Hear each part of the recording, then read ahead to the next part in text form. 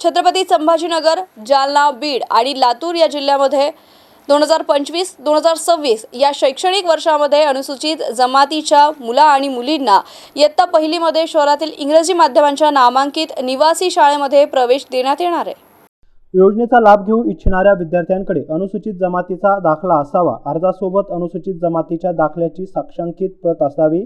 विद्यार्थी दारिद्र्य रेषेखालील असेल तर त्या संबंधित छायांकित प्रत आणि दारिद्र्य रेषा अनुक्रमांक नमूद करावा। पालकाची उत्पन्न मर्यादा ही 1 लाख रुपये एवढी असून यासाठी सक्षम अधिकाऱ्याने दिलेले उत्पन्न प्रमाणपत्र देण्यात यावे। अर्जासोबत पालकांनी संमतीपत्रक देणे आवश्यक आहे। विद्यार्थ्यांचे आधार कार्ड, 2 पासपोर्ट साईजचे फोटो, जन्म तारखेचा पुरावा आणि वैद्यकीय अधिकारी यांचे प्रमाणपत्र जोडण्यात यावे।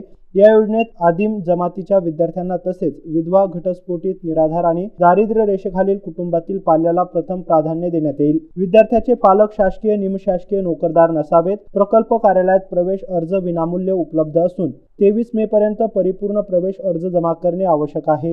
या योजनेअंतर्गत निवड झालेल्या विद्यार्थ्यांवर होणारा संपूर्ण खर्च आदिवासी विकास विभाग करणार आहे। योजनेचा लाभ घेण्यासाठी प्रकल्प कार्यालय, एकात्मिक आदिवासी विकास प्रकल्प, रिलायन्स मॉलच्या पाठीमागे गारखेडा परिसर येथे संपर्क साधावा। अनुसूचित जमातीच्या विद्यार्थ्यांच्या पालकांना त्यांच्या पाल्यास शहरातील इंग्रजी माध्यमाच्या नामांकित शाळेत प्रवेश घेण्याबाबतचे आवाहन एकात्मिक आदिवासी विकास प्रकल्प अधिकारी यांनी केलंय, अशी माहिती जिल्हा माहिती कार्यालय छत्रपती संभाजीनगर यांच्या वतीने प्राप्त झाली आहे।